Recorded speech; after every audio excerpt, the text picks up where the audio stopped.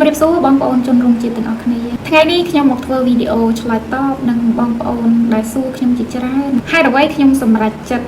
ជ្រើសរើសផលិតផលថ្មីដើម្បីធ្វើការលក់ហើយក៏ដូចជាផលិតផលថ្មីនឹងជាផលិតផលរបស់កូនខ្មែរទៀតខ្ញុំក៏ចង់ជម្រាបជូនបងប្អូនទៅវិញដែរថាមូលហេតុអីដែលបានខ្ញុំជ្រើសរើសដើរផ្លូវនេះទី1ក្នុងនាមខ្ញុំជាកូនខ្មែរមួយរូបខ្ញុំអត់មានលទ្ធភាពអត់មានសមត្ថភាពធំដើម្បីជួយជាតិខ្ញុំបានអ្វីដែលខ្ញុំអាចជួយបានពេលនេះសហការជាមួយក្រុមហ៊ុនដើម្បីផលិតម្សៅលាងបន្លែផ្លែឈើនេះឡើងគោលបំណងធំរបស់យើងគឺជួយឲ្យបងប្អូនជនរួមជាតិទាំងអស់ទទួលបានអាហារហូបចុកដោយសុវត្ថិភាពនិងជួយលើកស្ទួយផលិតផលក្នុងស្រុកមកចំណែកទូចទៀតនោះគឺជួយឲ្យបងប្អូនខ្មែរយើងមានការងារធ្វើគ្រាន់តែបងប្អូនមិនឈឺមានសុខភាពល្អ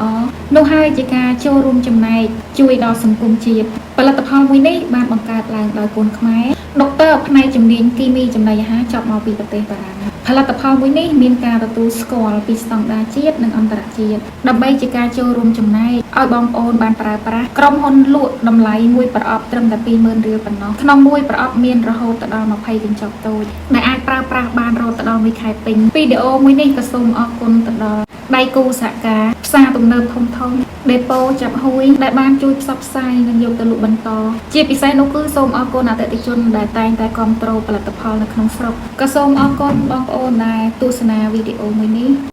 ស្រឡាញ់សុខភាពគ្រួសារគាំទ្រផលិតផលខ្មែរកុំភ្លេចជ្រើសរើសម្សៅលាងបន្លែផ្លែឈើម៉ាក់សូដាហ្វូតសូមអរគុណ